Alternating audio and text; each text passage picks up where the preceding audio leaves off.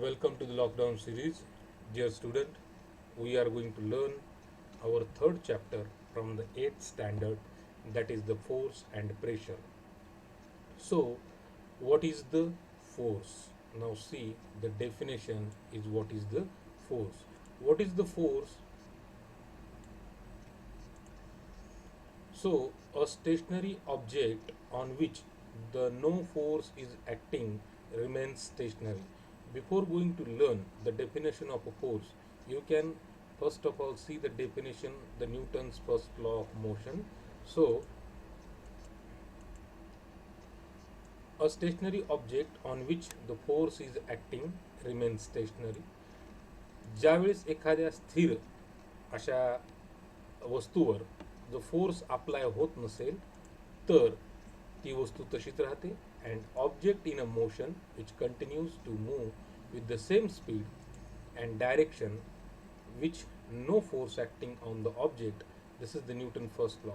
म्हणजे आपण असं पण म्हणू शकतो की एखादा ऑब्जेक्ट आहे जे गतीमध्ये आहे, मोशनमध्ये आहे आणि ते तसंच गतीमध्ये राहतं, त्याच दिशेनं ते गतीमध्ये राहतं अँड डायरेक्शन कुठपर्यंत राहतं, जोपर्यंत त्यावर कुठल्या तरी प्रकारचं फोर्स अथवा बल हे त्याच्यावर ॲक्टिंग काम करत नाही किंवा काम करत नाही, लावत नाहीत आपण. मग इथं फोर्सची डेफिनेशन काय होती? फोर्स हे काय आहे? एक एक्सटर्नल एजंट आहे की तो एजंट किंवा एक क्वांटिटी, एक राशी आहे की जी लावल्याच्या नंतर स्थिर वस्तू ही गतीमध्ये येते, तर गतीमध्ये असलेली वस्तू ही काय होते? स्थिर होण्याचं काम करते. हा न्यूटनचा तर फर्स्ट लॉ आहेच. आता तुम्ही इथं खाली तीन चित्र पहा. Observe the picture figure 3.1, 3.2. यामध्ये तुम्ही बघा की एक व्यक्ती आहे, तो गाडीला धक्का मारतोय, पुशिंग कार. हा जो मुलगा आहे हा कुत्र्याला ओढतोय त्याच्या पेटला, पाळीव प्राण्याला, आणि हा मुलगा काय करतोय की फुटबॉलला किक मारतो. आता ह्या तिन्ही गोष्टीमध्ये तुम्हाला एक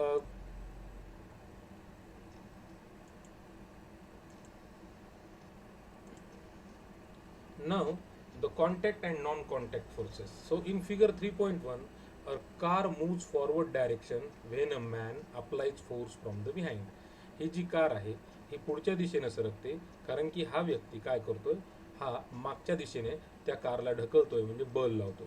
अ reluctant dog is being pulled by master and the boy is playing a football, is kicking ball away. What do you observe from this? A force act on a two bodies through an interaction between them. आता मग इथं या तिन्ही गोष्टीतून तुमच्या काय लक्षात येतं? इथं इंटरॅक्शन बिटवीन देम म्हणजे कशा? टू बॉडीजमध्ये हे फार महत्वाचं आहे. आता टू बॉडीज, बॉडीज या शब्दाचा अर्थ आपल्या फिजिक्समध्ये वस्तू घ्यायचा, म्हणजे किंवा दोन गोष्टी असं घ्या. आता हा पाय आहे आणि हा फुटबॉल आहे, म्हणजे लागणारं जे बल आहे या दोन गोष्टीमध्ये लागतं आणि ह्या दोन गोष्टीमध्ये लागतं, याचाच अर्थ इथे इंटरॅक्शन आहे. ही दोरी आहे, कुत्रा ह्या दिशेने एक बल लावतोय, त्याला पाठीमागे ओढतोय आणि मुलगा इकडे ओढतोय. मग इथं पण दोन बॉडीज आहेत, या दोन बॉडीमध्ये इथे इंटरॅक्शन होते. हा व्यक्ती आहे जो कारला ढकलतोय, ही एक बॉडी झाली आणि ही दुसरी बॉडी झाली. आणि जोपर्यंत त्याला हात लावला नाही, म्हणजे इथं पण हात लावावा लागतो, इथं पण हात लावावा लागतो आणि इथं पण स्पर्श करावाच लागतो, that is called as A interaction between them. जोपर्यंत त्यांच्या आंतरक्रिया होत नाही तोपर्यंत हे बल काय होतं? बल लागत नाही. आता हे जे बल असतात हे दोन प्रकारचे असतात, एक असतो कॉन्टॅक्ट फोर्स आणि दुसरा असतो नॉन कॉन्टॅक्ट फोर्स. आता बघा इथं आपण बघू की याच्यामध्ये तर कॉन्टॅक्ट महत्वाचा. हे कॅन टच, हे कॉन्टॅक्ट दिसतो इथं, इथं हा कॉन्टॅक्ट आहे आणि किक मारतो म्हणजे इथं पण हा कॉन्टॅक्ट आहे. मग नॉन कॉन्टॅक्ट काय आहे बघा. As seen in figure 3.2, iron nails get attracted to the pole magnet due to the magnetic force. आता इथं फोर्स आला, चुंबकीय बलामुळे या ज्या टाचण्या आहेत या टाचण्या किंवा खिळे या लोहचुंबकाकडे आकर्षिल्या जातात. This iron nails are attracted to this magnet. And now you can see another example here. This piece of paper are also attracted to the comb. म्हणजे हे कागदाचे तुकडे सुद्धा काय होत आहेत? या कंगव्याकडे खेचली जात आहेत. Now see the third example. This coconut, म्हणजे हे नारळाचं झाड आहे आणि नारळ कुठं पडतंय? जमिनीवर पडतंय.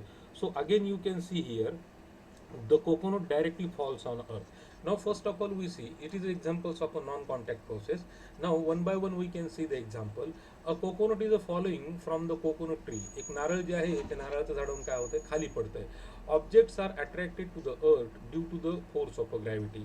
मग इथं आपण असं म्हणू शकतो की ह्या ज्या वस्तू असतात या वस्तू या पृथ्वीकडं या गुरुत्वाकर्षणामध्ये काय होतात की त्या ओढल्या जातात. When a comb gets rubbed against the hair. आता हा जो कंगवा आहे ज्यावेळेस तुम्ही केसाला घासताल तर घासल्यानंतर काय होतं की त्यांच्यामध्ये एक इलेक्ट्रोस्टॅटिक चार्ज तयार होतो. काय तयार होतो?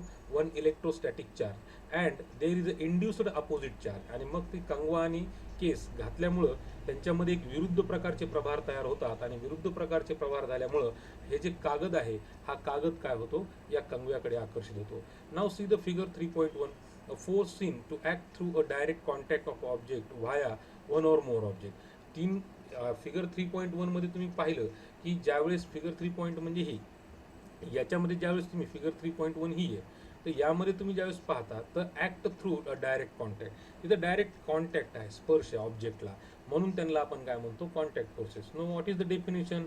अ force is seen act through a direct contact of a object or via one or more object. Such a force is called as a contact force. Now, in figure 3.2, a force applied between two objects, even if two objects are not in a contact, such a force is also called as a non-contact force. म्हणजे जर दोन्ही object एकामेकाच्या कॉन्टॅक्टमध्ये नसताना देखील जर force लागत असेल तर त्याला आपण नॉन कॉन्टॅक्ट फोर्स म्हणतो. आणि ज्यावेळेस फोर्स अप्लाय करताना दुसरी वस्तू एक किंवा त्या दोन वस्तू एकामेकाच्या कॉन्टॅक्टमध्ये आलेल्या असतील तर त्याला आपण कॉन्टॅक्ट फोर्स आपण असं म्हणतो. So, muscular force is an example of a contact force and it is applied to the object with the help of our muscle. आपण गाडी ढकलतो, वस्तू उचलतो हे सगळे एक्झाम्पल कशाचे आहेत? मसल फोर्सची आहेत आणि या सगळ्यांना आपल्याला स्पर्श करावा लागतो म्हणून ही एक्झाम्पल झाली कॉन्टॅक्ट फोर्सची. It is applied in a several cases such as lifting pushing. म्हणजे आपण वस्तू उचलणे वस्तू ढकलणे या सगळ्या गोष्टीमध्ये या फोर्सचा आपल्याला काय होतो उपयोग होतो. कॉन्ट्रॅरी अगदीच त्याच्या विरुद्ध force like a magnetic force gravitational force and electrostatic force act without a contact. मग ते तुमचे मॅग्नेटिक फोर्स असतात गुरुत्वाकर्षण किंवा ग्रॅव्हिटेशनल फोर्स असतात आणि इलेक्ट्रोस्टॅटिक फोर्स असतात. हे यांच्यामध्ये कुठल्याही प्रकारचा स्पर्श करण्याची गरज नाही पण त्या वस्तू एकामेकाकडे काय होतात खेचल्या जातात त्या बलामुळे. So because it is called as a non contact force. When a ball kept on a table and pushed a little, it moves ahead and gets slow and stop. म्हणजे ज्यावेळेस तुम्ही एखादा बॉल एखाद्या टेबलवर ठेवता त्याला अशी किंचितशी टिचकी मारता किंवा त्याला धक्का देता तर तो काय होतो पुढे सरकतो आणि पुढे जाऊन तो त्याची स्पीड हळूहळू स्लो होते आणि तो थोड्या वेळाने थांबतो. A car running on a plane A car running on a plain road travels some distance and stop after engine the switch off. म्हणजे कार अगदीच मोकळ्या रस्त्यावर तुम्ही जर चालवली तर ती थोड्या वेळाने जाऊन काय होते बंद केल्यानंतर ती थोडं अंतर कापते आणि मग थांबते. This is because of the force of a friction. आता हे फ्रिक्शन फोर्स म्हणजे काय असतो? ज्यावेळेस तुम्ही एखादा काचेची गोटी घ्या आणि काचेची गोटी घेऊन तुम्ही अशी काय करा की जमिनीवर तुम्ही घरंगळत टाका तर तुम्हाला काही वेळानं ती गोटी किंवा तो जो बॉल असेल तो काय होतो जाऊन थोडा वेळ थांबतो. कशामुळे थांबतो? जमीन आणि त्या बॉलमध्ये एक फ्रिक्शन एक घर्षण तयार होतं. म्हणजे ग्राउंड सरफेस जो असतो आणि ऑब्जेक्टची जी मोशन असते याच्यामध्ये काय होतं एक प्रकारचं घर्षण फ्रिक्शन तयार होतं आणि ती वस्तू जाऊन तिथे काय होते थांबते. In the absence of a friction force object would have remained a motion. आणि जर एखाद्या वेळेस अशी आयडियल कंडिशन आली की तिथं कुठल्याच प्रकारचा फ्रिक्शनल फोर्स नाही तर ऑब्जेक्टला जी गती प्राप्त आहे तीच गती तिथं कायम राहते. Frictional force is a very useful in daily life. आपल्या दैनंदिन जीवनात या फ्रिक्शनल फोर्सचा खूप उपयोग आहे. While walking we push ground behind our feet. आपण चालताना देखील काय करत असतो एक प्रकारे फ्रिक्शनल फोर्सचाच आपण काय करत असतो वापर करत असतो. म्हणजे आपण जमिनीला पाठीमागे ढकलत असतो आणि आपण पुढे जात असतो. In the absence of a friction we will slip. जर तसं घडलं नाही तर आपण घसरू and we will not able to walk आणि आपण पडू म्हणजे चलूच शकणार नाहीत आपण. All the object in the motion have a friction force acting then remain which acting direction opposite force of a motion. म्हणजे विरुद्ध दिशेने हे डायरेक्शन म्हणजे इथेची मोशन कशी आहे आपण चलताना फोर्स पाठीमागे लावतो पण आपली दिशा कुठं असते पुढे असते त्याच्या अपोजिट असते. You must have seen one tens of a slip over banana peel on a street. तुम्ही कधी पाहिलं असेल की केळीचं साल टाकल्याच्या नंतर वस्तू किंवा एखादा माणूस त्यावर घसरून पडतो. Similarly can slip due to the mud. त्याचबरोबर चिखल जरी असेल त्यामध्ये सुद्धा आपण घसरून पडू शकतो. Both example of reduced friction. तसं का होतं तर तिथं आपलं जे फ्रिक्शन आहे ते एकदमच जवळपास झिरो होऊन जातं आणि झिरो झाल्यामुळं आपण तिथं काय होतो पडतो. आणि जसं साध्या मातीवर आपलं फ्रिक्शन चांगलं असतं म्हणून आपण काय करतो तिथे चलू शकतो. नाव C the make a list of some more example in your day to day life which is example of a contact and non contact force, and write down there also which type of a force applied on it. It means that gravitational force, uh, magnetic force, muscular force, etc., etc. Now see, here is the another example. Take a two plastic bottle with a regular rectangular shape. Have as we can take this two bottles, a bottle A and bottle B. Close their opening by fitting the lids tightly. We can close with this bottle with the lid. Keep two small bar magnets on and fix neatly using the sticking with tape. And we have put it some magnetic, one magnetic bar here and one bar magnet is here. So आपण घेतलं एक काचेच्या प्लास्टिकच्या आपण चौकोनी bottle घेतल्या, त्यांचे झाकण आपण चांगल्या पद्धतीने टाईट फिट केले आणि फिट केल्यानंतर एक बार मॅग्नेट त्याच्यावर आपण चिकट पट्टीने चिटकवलेला आहे. Now see exactly what is the procedure. Fill a bag plastic tray with water and leave two bottles floating with the magnet at the top. मग आता या भांड्यामध्ये तुम्ही पाणी टाका आणि या बाटल्या तरंगायला सोडून द्या. Take a one bottle near to other. If north pole of the magnet is near to the south pole of other magnet, the bottle will head towards each other because unlike pole attract each other. आता हा सिद्धांत तुम्हाला माहिती आहे की जर दोन north pole एकाच्या दिशेने आले तर ते काय होतात, एकामेकाला दूर लोटतात. पण विरुद्ध आले तर मात्र ते एकामेकाला काय करतात, खेचतात. आणि मग बॉटल याच्यामध्ये सोडल्याच्या नंतर या बॉटलचं नॉर्थ पोल आणि याचं साऊथ पोल जर आले तर ते एकामेकाला काय करतील, खेचतील. पण याचंही नॉर्थ पोल आणि याचंही नॉर्थ पोल आलं तर ती बाटली काय करेल, एकामेकाला ढकलेल. It means that there is exist of a non contact force between the two magnet. मग याहून आपण काय सिद्ध केलं की इथं एक नॉन कॉन्टॅक्ट फोर्स काय करतो, इथं काम करतोय. हा प्रयोग अतिशय मजेशीर आहे, तुम्ही घरी पण करून पहा. Now you have learn about the static electricity in a previous standard. तुम्ही मागच्या वर्गामध्ये स्टॅटिक इलेक्ट्रिसिटी बद्दल पाहिलेलं आहे, त्याचा एक्सपेरिमेंट पण तुम्ही पाहिलेला आहे. आता आपल्याला महत्त्वाचा मुद्दा बघायचा आहे की बॅलन्स्ड आणि unbalanced force. So balanced and unbalanced force, संतुलित आणि असंतुलित बले. आता पहिले हे बले जीवनात खूप महत्त्वाचे. These two forces are very important in life because of in day to day life if you want any kind of a object, जर तुम्हाला एखाद्या ऑब्जेक्टला वस्तूला मूव्ह करायचं असेल, it will need a unbalanced force. जर बॅलन्स फोर्स असेल तर ती वस्तू मूव्ह होणार नाही. आता पहिले याची संकल्पना आपण पाहण्यासाठी एक एक्सपेरिमेंट बघू. त्यांनी इथं टेबल घेतलाय, तिथे असा कार्डबोर्ड घेतलाय, दोन्ही बाजून असे त्यांनी एक वजन टाकलेले आणि वजन टाकल्यानंतर त्यांनी काय केले की आता आपण सर्वसाधारण प्रयोग आहे की तुम्ही कधी दुकानात गेला असताल तर दुकानात गेल्याच्या नंतर तुमच्या लक्षात येईल की बाबा दोन्ही साईडनं वस्तू टाकायच्या. आता इथं वस्तू आपण प्रयोग तोच करणार आहे. इथं आपण 1 किलोचं माप टाकलं आणि इथंही आपण 1 किलोचं माप टाकलं तर हा जो बॉक्स आहे तुम्हाला मूव्ह होताना दिसेल का, नाही. पण या साईडला तुम्ही 2 किलोचं माप टाकलं, 2 किलोचं वजन टाकलं आणि इकडे एकच ठेवलं तर काय होईल, बॉक्स हा इकडल्या दिशेला काय होईल, तुम्हाला मूव्ह होताना दिसेल. म्हणजेच काय होईल की इथं जे आहे इथं तुम्हाला अनबॅलन्स फोर्स लागलं आणि ज्यावेळेस बॅलन्स असतील, हे दोन बॅलन्स असतील तर ते बॉक्स मूव्ह होताना दिसणार नाही. आता इथंच बघा तुम्ही ते काय म्हणतात, the what is the main conclusion of this activity. Conclusion of this activity is that it means that the balanced force act on a box which effective force equal to 0. मग हे बॅलन्स फोर्स समान म्हणजे generally तुम्ही जर दोन हातात समान bucket पाण्याचे घेऊन उचलल्या तर तुम्हाला तेवढा त्या बकेटचा त्रास होणार नाही. पण एका हातात तुम्ही जर बकेट घेऊन चाललात तर तुमचं एका साईडला शरीर झुकतं आणि तुम्हाला त्याचं काय होतं, ते वजन तुम्हाला जास्त जाणवतं, हे लक्षात घ्या. सो इक्वल फोर्स असल्यानं ते झिरो होत होतं आणि मग झिरो असल्यामुळं तिथे संतुलित होतं. ऑन कॉन्ट्रॅक्टरी अगदी विरुद्ध, if mass kept in one pan in other, म्हणजे त्यांचे आपण जर वेगवेगळे ठेवले तर तिथं अनइक्वल फोर्सेस होतात आणि अनइक्वल फोर्सेस झाल्यामुळे तिथं काय होतं की अनबॅलन्स फोर्स इथं ॲक्ट होतो आणि अनबॅलन्स फोर्स ॲक्ट झाल्यानं आपल्याला तिथं त्या ज्या बॉक्सची मुवमेंट आहे ती मुवमेंट तिथं पाहायला मिळते, म्हणजे मोशनमध्ये तो. म्हणजे या सगळ्या ॲक्टिव्हिटीचा मेन कन्क्लुजन काय आहे, जर एखादी वस्तू तुम्हाला मोशनमध्ये आणायची असेल, गतीमध्ये आणायची असेल तर तुम्हाला त्यावर अनबॅलन्स फोर्स हा लावावा लागतो. बॅलन्स फोर्स जर असेल तर तो काय होईल की तिथे ती वस्तू गतीमध्ये येणार नाही. आता याचे काय आपण उदाहरणं बघू. Children playing a tug of war. Tug of war म्हणजे काय की दोन्ही दिशेने मुलं एकामेकाला ओढतात. दोरीचा खेळ असतो ना, मध्ये एक बंडल असतं. आता दोन्ही दिशेनं जर खेळाडू सारखाच बल लावायले, तर ती जे मध्ये रोपमध्ये जो रेड रिबिन असते, तर ती तुम्हाला मुवमेंट होताना दिसत नाही. पण जर दोन्हीही गटामध्ये एका साईडला टू साईडमध्ये जर एकाचा जर फोर्स कमी पडला, तर ती काय होते, दुसऱ्या साईडनं ती ओढताना तुम्हाला दिसते. If a pull of a force is equal the two side, rope will not move same as un explain me. So if the force is more on one side, the rope moves in that direction. This means that it is initially two forces are balanced, and because of that balanced force, it does not move. If the rope moves in one direction, what I mean, left or right, so it means that the other side force become high, and it is called as a unbalanced force. Now let us see the more example. When a big grain storage container is required to slide on a ground, it becomes easier to if two-person pushes rather than a one person.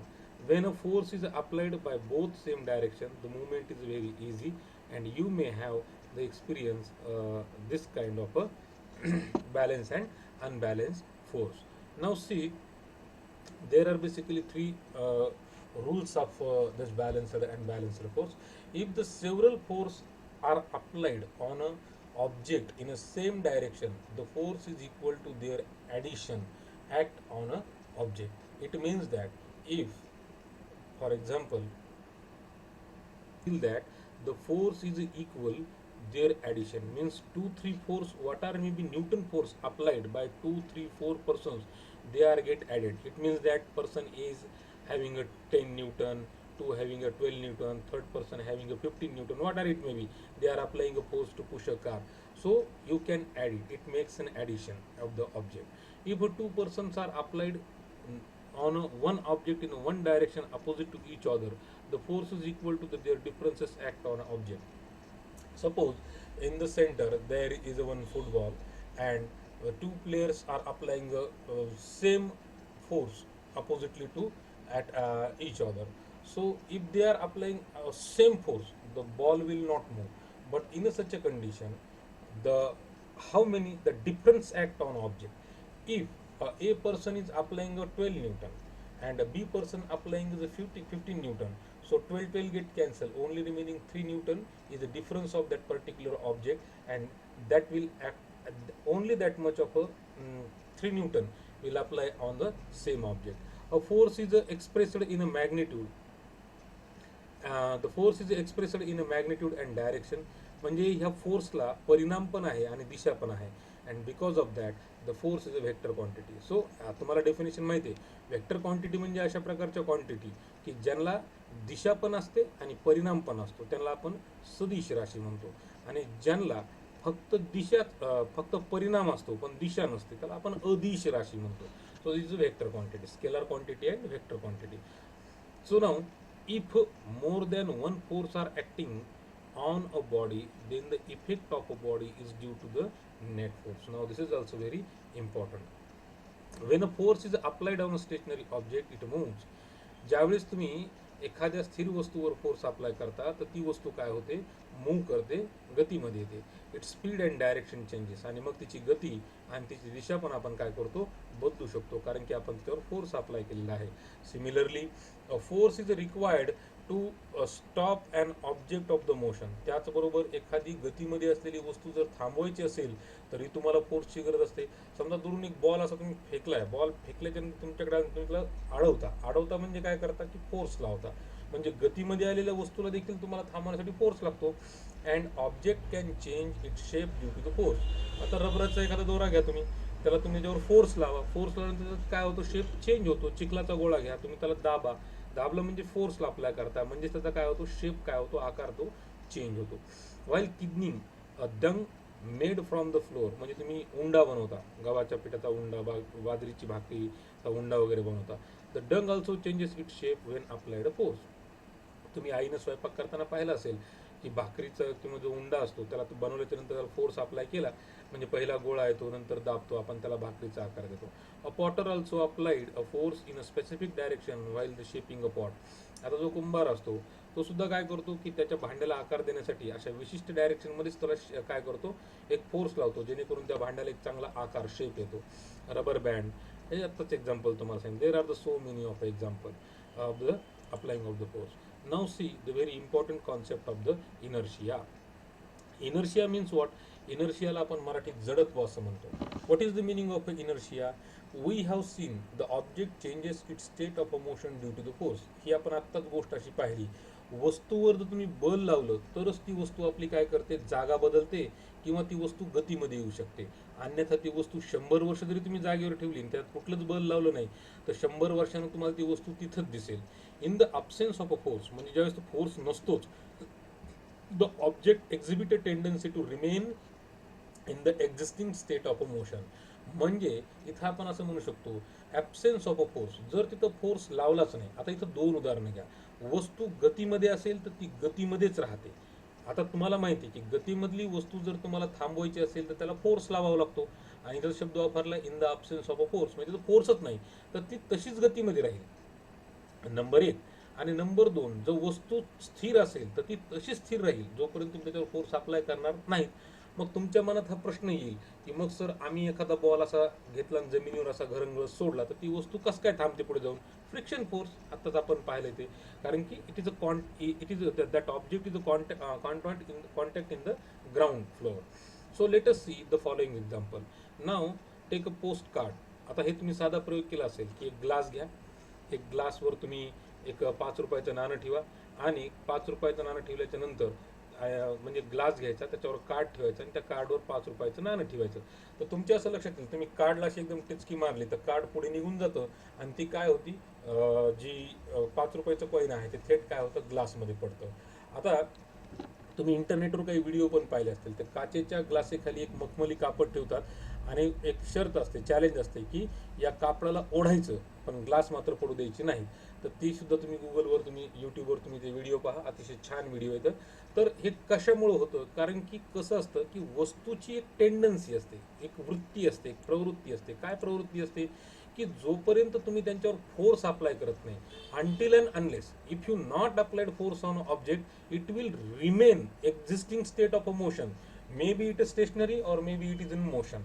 So that 5 rupees coin in a state of a stationary, so suddenly what happen, the card will remove from the base and it will not take a time to go with the card, that 5 rupees coin, it remain as it is, drop down into the glass. So this is the main thing of the inertia. It means that तर 5 रुपयाचा जो coin आहे त्याला एक inertia प्राप्त झालाय. कोणता inertia प्राप्त झालाय? त्याचे 3 प्रकार आहेत. आपण ते 3 प्रकार आपण पाहणार आहोत. म्हणजे तो त्याला जडत्व प्राप्त झालं, आणि जडत्व प्राप्त झाल्यामुळं ते काय होतं की 5 रुपयाचं कॉईन हे तसंच त्याच्यामध्ये पडतं. दिस आर द एक्झाम्पल. आता हे जे पहिले आपण एक प्रेशर पाहण्यापूर्वी त्याची आपण काय करू, इनर्शियाची टेंडन्सी पाहू. The tendency of an object remain in its existing state is called as a inertia.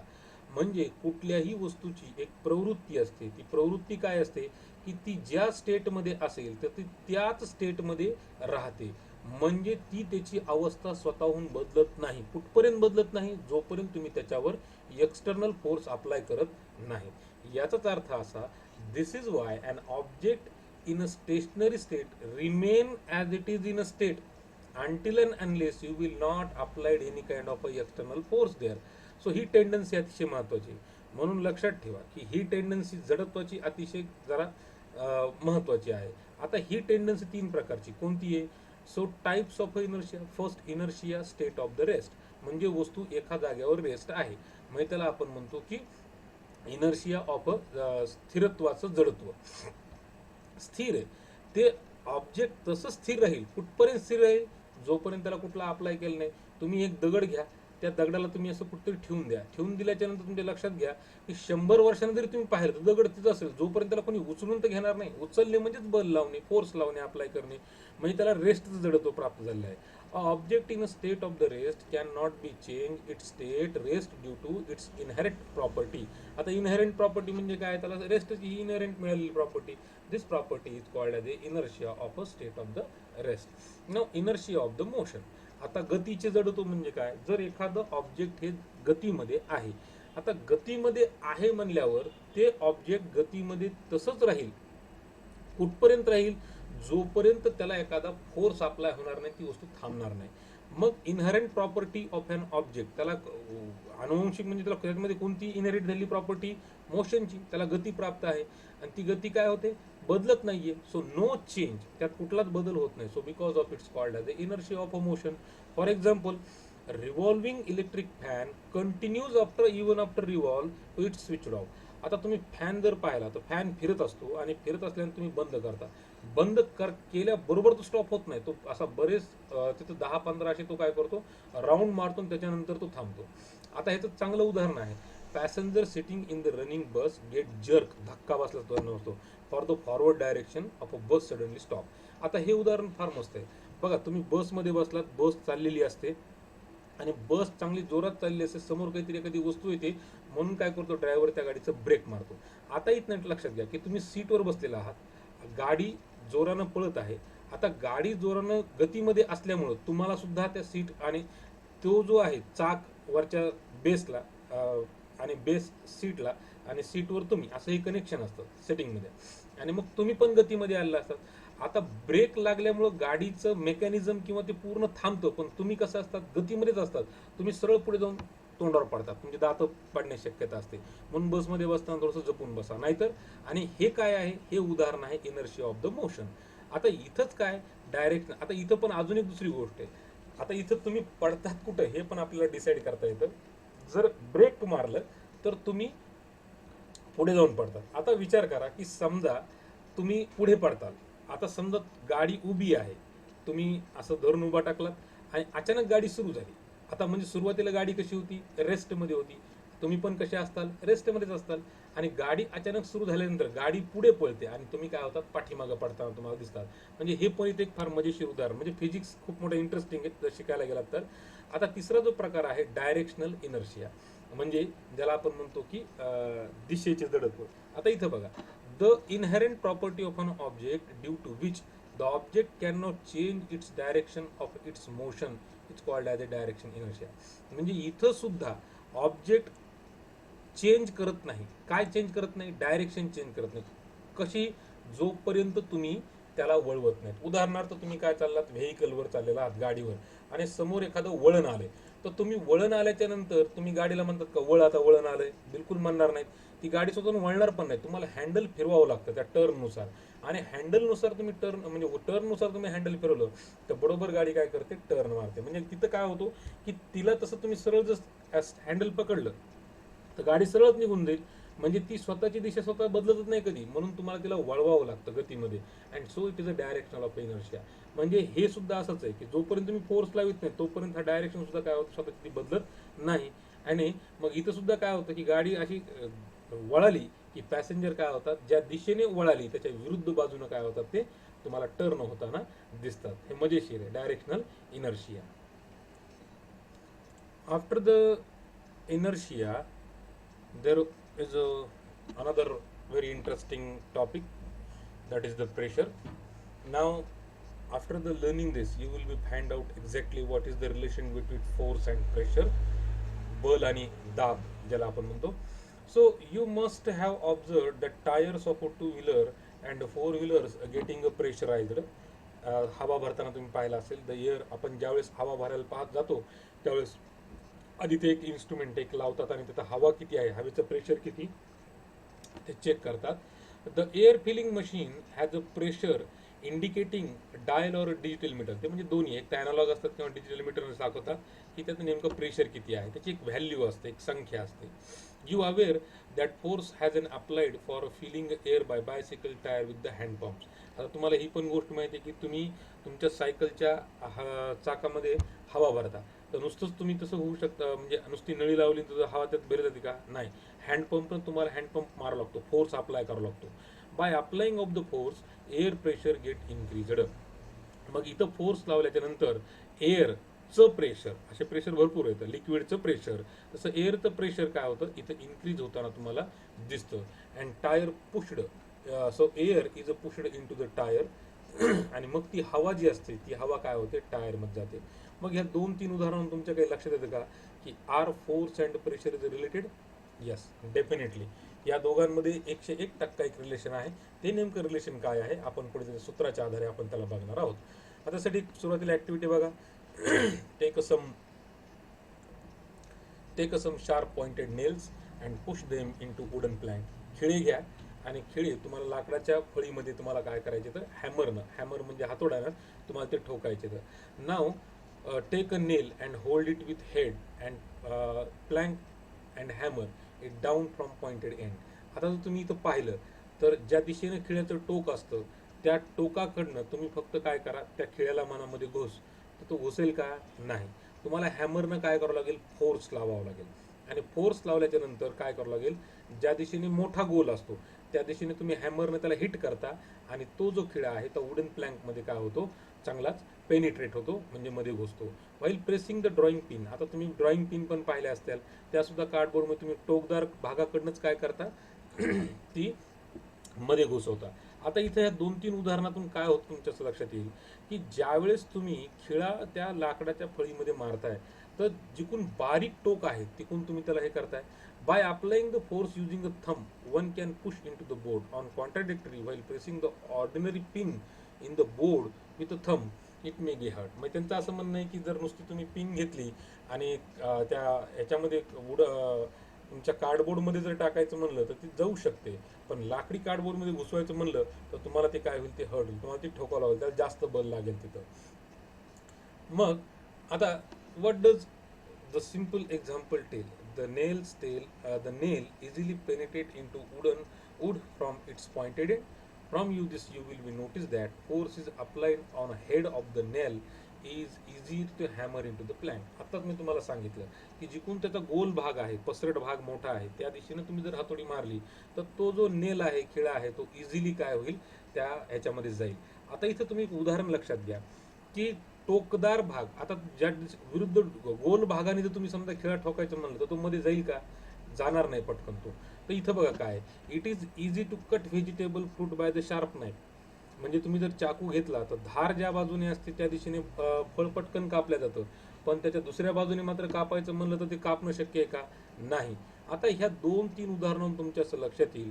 Force is exerted A perpendicular on a unit area is called as a pressure.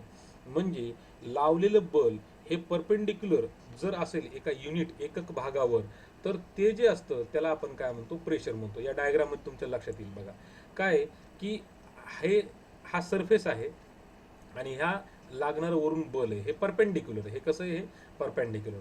मग pressure is equal to force divided by area. इथं आपण ते समजू शकतो.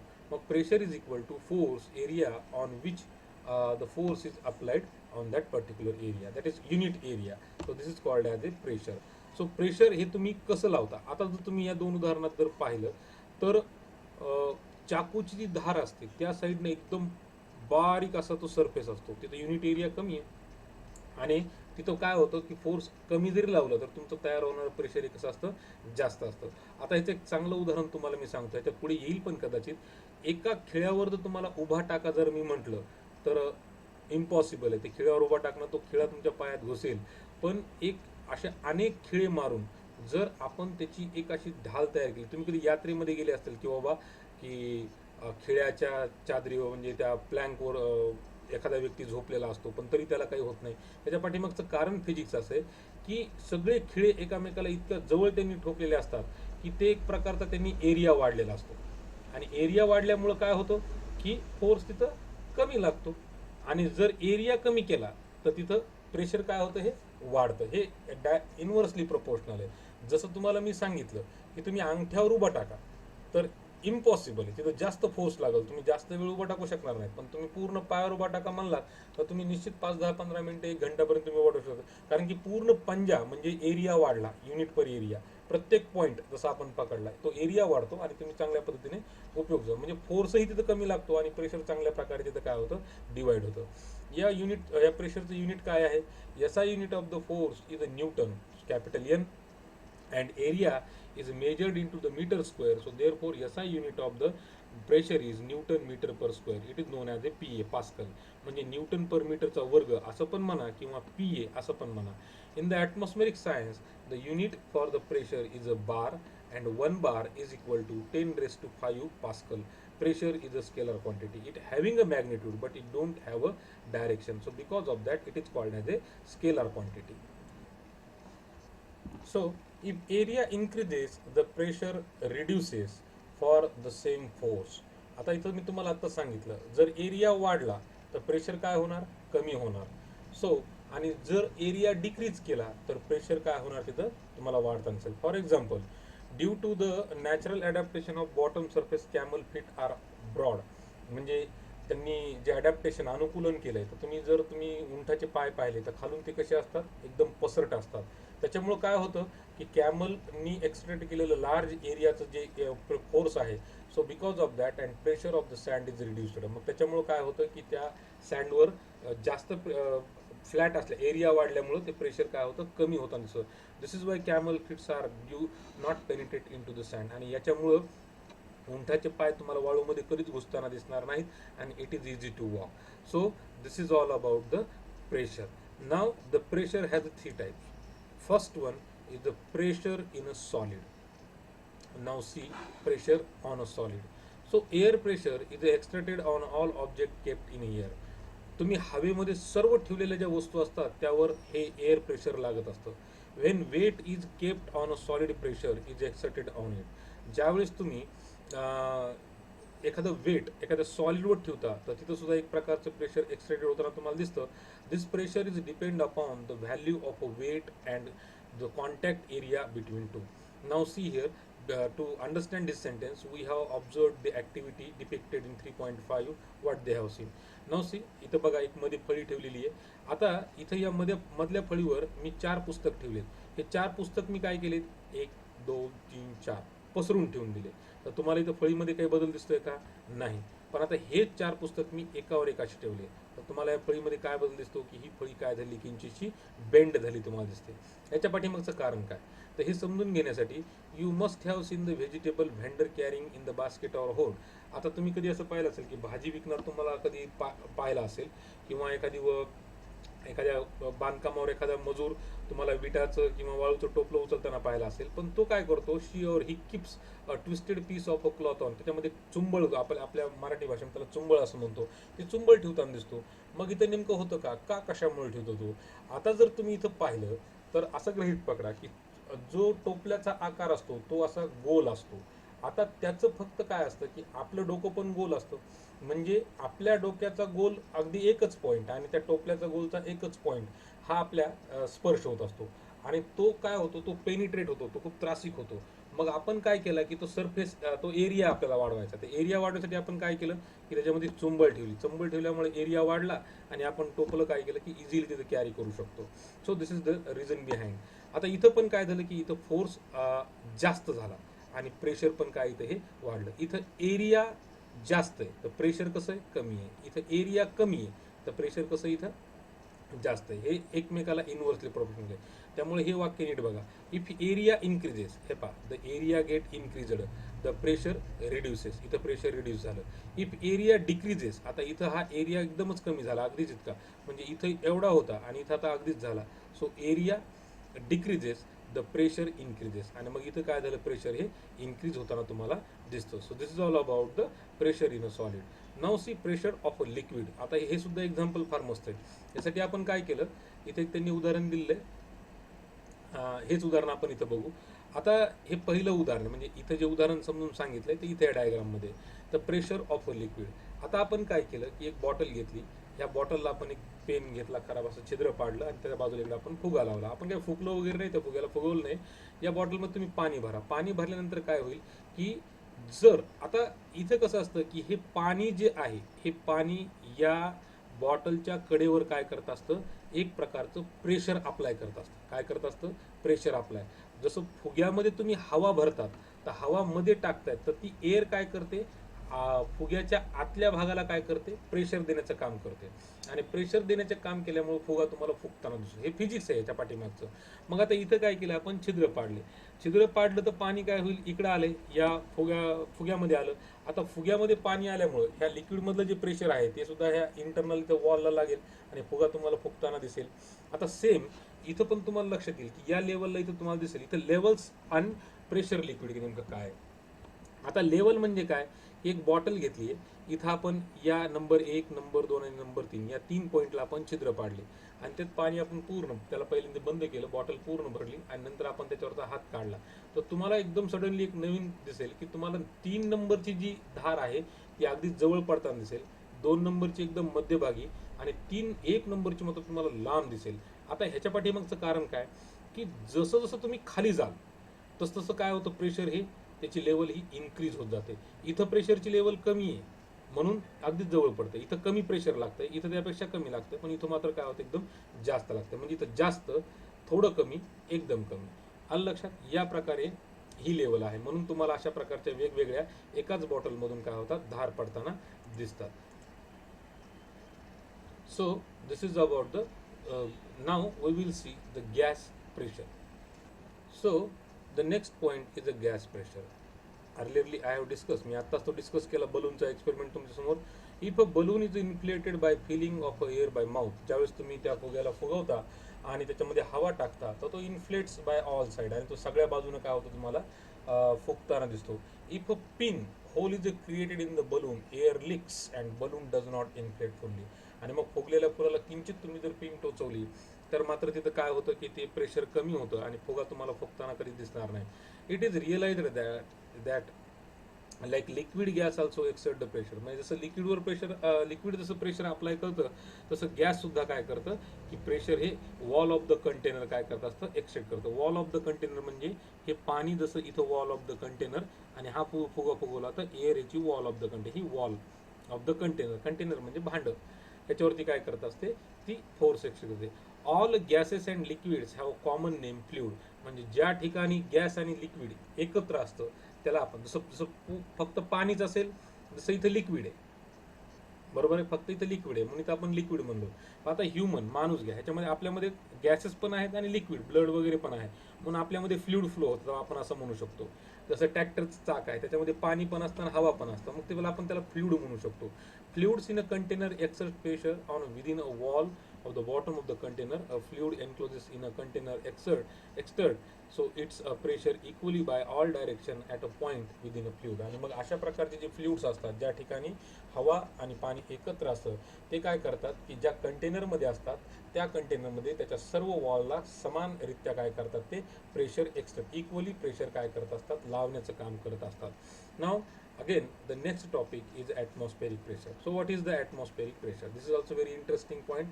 uh, this liquid and gas somewhat like equal, both having the same property. It is only air here and it is liquid here, so because of, so it was an important. So atmospheric pressure, air surrounds the earth from all side. आपली जी पृथ्वी आहे या पृथ्वीच्या सभोवताली हवा ही व्यापलेली आहे. This layer of air is called as a atmosphere. आणि मग या पृथ्वीच्या भोवती जो हवेचा एक थर असतो त्याला आपण वातावरण असं म्हणतो. The atmosphere exist to about 60 kilometre high. म्हणजे असं आपण म्हणतो की आपल्या पृथ्वीच्या सरफेसपासून 16 किलोमीटरपर्यंत हे वातावरण आहे. It further extend up to about 400 kilometre in a very dilute form. तसं 16 किलोमीटरपासून पुढे 400 किलोमीटरपर्यंत जरी गेलात तरी ते वातावरण असतं पण ते अत्यंत सूक्ष्म स्वरूपामध्ये असतं. The pressure is created due to air is called as a atmospheric pressure. मग अशा प्रकारच्या एअरपासून तयार होणारं जे प्रेशर असतं त्याला ॲटमॉस्फेरिक प्रेशर म्हणजे वातावरणीय दाब म्हणतो. आता निर्माण होणारा दाब हा वातावरणामुळे आहे म्हणून त्याला आपण वातावरणीय दाब असे म्हणतो. Imagine that a very long hollow tube cylinder unit cross sectional area standing on the surface of the earth. Imagine a very long hollow cylinder of a unit cross sectional area is standing on the surface of the earth, and it contains the air. To explain this sentence, I am showing you one picture. See here, like this, or simply like this. You stand will be here, and this is your head, and right here it is a, assume that there's a air column on you and contain the air. Weights of this air is a force applied in the direction of the earth, center of the earth. This means that atmospheric pressure is the ratio of its weight divided by the area of the surface. It means that if you see there, So this is the column, and weight of this air is a force applied in the direction of center of the earth. If you see this diagram, so this is the applied direction of the force. So this means that the atmospheric pressure is the ratio of this weight, means how much, so how much this weight containing in column, this weight divided by the area of a surface, divided by the area of this much of a surface. Now see here, if you see in this diagram, if this is a simple point, this is the area and this is the column. This is having how much of that air, that is a column of air having a weight, it is a ratio with the area of a surface. The air pressure at a sea level is called as a 1 atmospheric pressure. म्हणजे C लेवलला हे atmospheric pressure हे 1 atmospheric pressure असतं. Air pressure decreases as go up, जसं जसं तुम्ही उंच जाल तसं तसं इथं हे काय होतं, ॲटमॉस्फेरिक प्रेशर हे कमी होतं. म्हणजे इथं तुम्ही बघताल की इथून तुम्ही जसं वर येताल तर तसं तुम्हाला पृथ्वीपासून इथं ॲटमॉस्फेरिक प्रेशर हे तुम्हाला कमी होताना दिसतं. जसं इथं सी लेवलला 14.7 PSI आहे, तर इथं 0 PSI तुम्हाला ते प्रेशर पाहायला. PSI it is a unit to measure the pressure also. So 1 atmosphere is equal to 101 into 10 raised to 13 Pascal is equal to 1 bar, that is 10 raised to 3 m bar. So that is, if you want to be said that 1 bar atmospheric pressure, it means that, so 101 into 10 raised to 3 Pascal it is equal to, so 1 bar is approximate equal to 10 raised to 2 Pascal, hectopascal, it is called as a hectopascal. So Pascal is an unit. So atmospheric pressure is a specific in the unit m bar. आता हे जे atmospheric pressure असतं हे specific युनिटचा specified in the unit m bar or hectopascal, हे m bar किंवा हेक्टोपास्कलमध्ये त्याला स्पेसिफाय करतो. The atmospheric pressure at the point in air equal to the all side. आता हे सगळ्यात बाजूनं सारखं असतं, जसं आपल्या शरीराच्या बाजूला सुद्धा एक ॲटमॉस्फेरिक प्रेशर आहे, ते सगळ्या बाजूनं आपल्याला मध्ये दाबण्याचा प्रयत्न करतं, पण आपल्या मधून एक फोर्स प्रेशर लागत असतं म्हणून आपण दबत नाही. तर आता हा एक्सपेरिमेंट तुम्हाला मी वाटलं सांगेल कसा आहे, इथं पुढे दिलाय का नाही मला माहित नाही, आपण पाहू.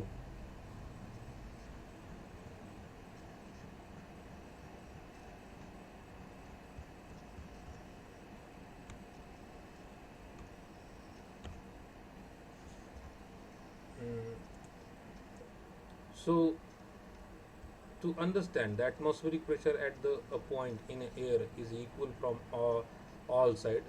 To explain this, so you can see that is diagram. If you see there, it will all equal from the this side. So atmospheric if air, sorry, how is this pressure created? If air exists in a closed container, the air molecules in a random motion continuously hit the wall of container. In this interaction, the force exerted on the wall of the container and pressure created due to this force. Now, if you see this diagram again, this is the gaseous and liquid, this is fluid here, and pressure has been created.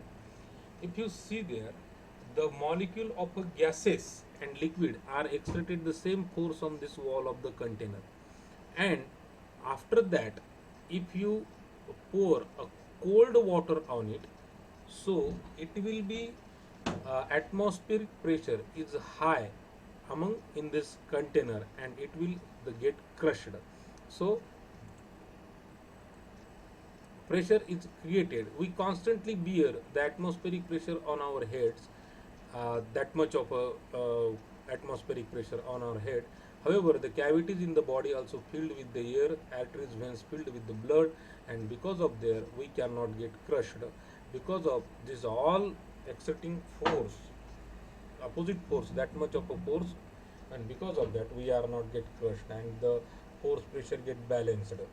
And as you know that when it is balanced, then it is zero. So the earth atmospheric pressure decreases with the height of the sea level as shown in the figure.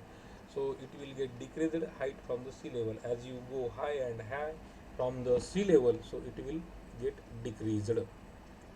So you can see here atmospheric pressure as you go high and high is definitely from this point it is a 2000 height, uh, and this is the 6000 height in meter and 1000 height in meter, and you will be see it will get decreased.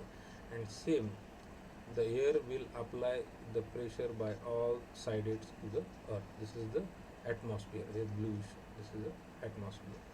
At the sea level, the atmospheric pressure is 101 into 10 raised to 3 Pascal, acting on a table top of size 1 meter square. Under such a heavy pressure, why doesn't the table crumble down? Simple, the same, that table apply the force oppositely and it get balanced. Simply it is get zero, and because of that it will not be crushed. So the next point is the Buoyant force.